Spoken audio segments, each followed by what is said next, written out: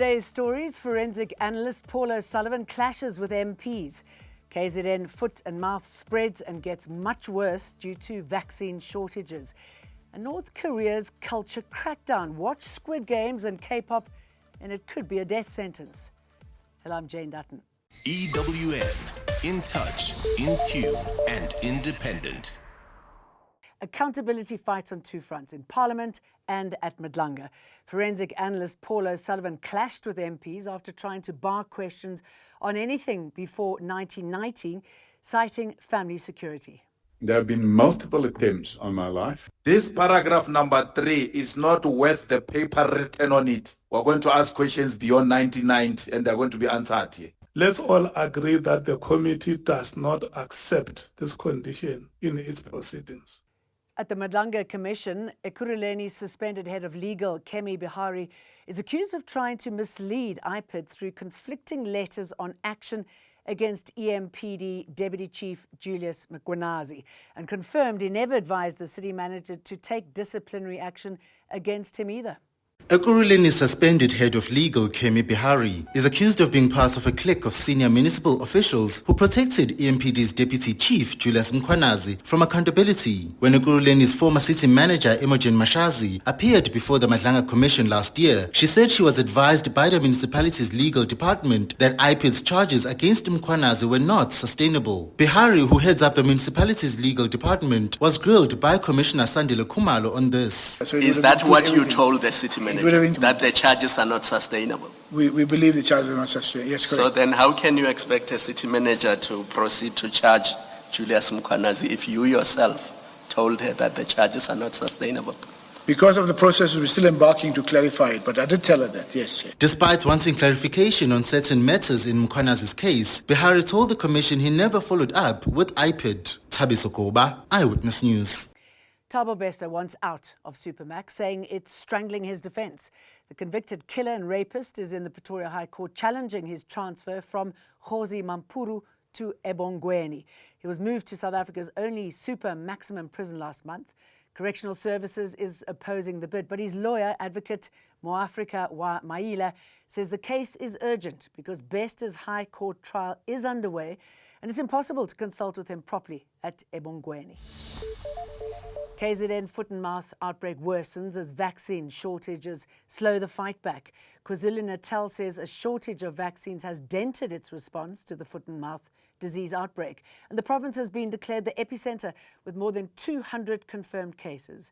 Livestock, especially cattle, is the hardest hit, with about 180 cases still not attended to. The vaccination is free. No money must be demanded by whoever who will be responsible. We're expecting 1.5 million to arrive in South Africa this week, and the bulk of it will be coming towards Natal. We're a meeting with the National Minister of Agriculture together with the MEC for Agriculture, Kamadlupa Mthethwa, here in the province. And next week, we're expecting 950,000 of the doses. Watercan calls for Joburg disaster status as outages stretch past 20 days. Watercan says Johannesburg's water crisis has worsened enough to declare it. It says Emmarentia and Parktown West have been without water for more than 20 days. Joburg Water blames a crack at Hurst Hill Reservoir 2 under repair since November. This is not a drought issue. It is a failure of infrastructure, planning and accountability.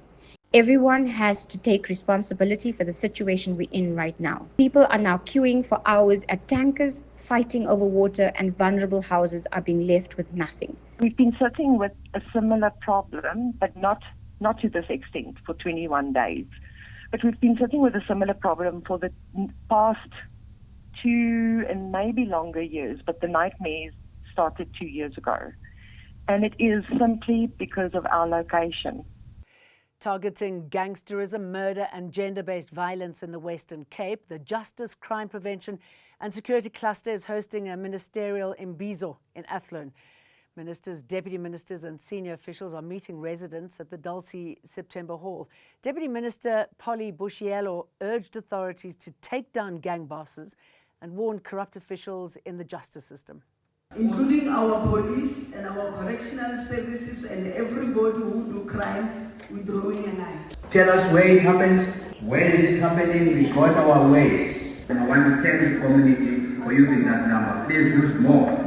Infrastructure investor Harith General Partners has struck a deal to acquire low-cost airline Ceasefire.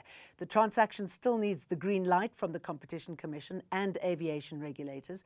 Harith says it's backing the airline's model and management with no immediate changes planned. Believe that it is a constructive step and will continue engaging transparently with these regulators, whose approval of the new structure is a requirement to conclude the transaction. Luanda to Kinshasa. Stop shooting, start talking while civilians pay the price. Angola's President, João Lourenço, and African Union envoys have met DRC President Felix Tshisekedi in Luanda and called for a ceasefire in Eastern Democratic Republic of Congo. They want the fighting to stop under the ceasefire verification mechanism agreed in Doha, but the appeal lands in a war that is chewing through civilians. The UN says displacement is at crisis levels, with more than 8.2 million people uprooted by September 2025.